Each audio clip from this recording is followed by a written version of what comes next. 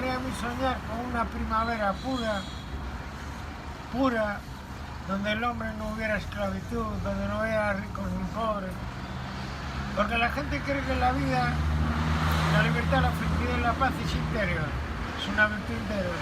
Eso es lo primero, que el hombre tiene que ser, aunque sea malo, tiene que ser feliz, libre y en paz, y hay muchos que salvan. Pero una primavera pura. Ese sería Donde no hubiera esclavitud. tu sueño. Sí, porque la vida no es la teología, ni es Dios, ni es nada. La vida es lo que está pasando en la realidad. Nos estamos aí a buscar de facer un soño que fora bo para toda a xente, para toda a humanidade. Que pensas ti un soño así que fora bo para todos? Que sería bo para todos, para toda a xente deste mundo? Que todos fóramos conscientes do que somos e do que estamos a facer aquí. Que todo fora bo ambiente, todo o mundo se tolerara un ao outro e nos quixéramos comprender. Isto sí, axudarnos. Dixen unha vez na reunión que tiñamos na de Francelina con don Manuel, así falando moitas veces, que mira, para mí un mundo ideal sería que tuveras portas abertas da miña casa, que non estuviera que cerrar nin de día nin de noite. Que puderas confiar na xente.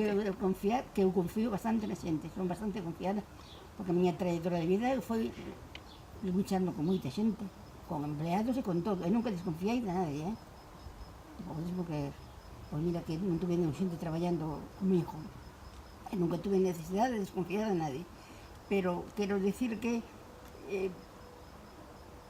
me gustaría iso, que a xente fora legal, que cada un defender o seu, pero legalmente, que isto é teu, isto é meu, traballo aquí, se ti gañas 20, non te quedes ti con 19, non me das a ningún. Se gañas 20, te quedas ti con 10, ou quedate con 12, dame 8. Pero non te quedes ti con 19, dame ningún. A mí iso non me... Que estivera todo mellor repartido. máis equilibrado. Que a xente tuve un pouco máis de conciencia social, que é o que non temos. Porque se non miramos máis por encima do ombro, mirase por nos fastidiar ao outro.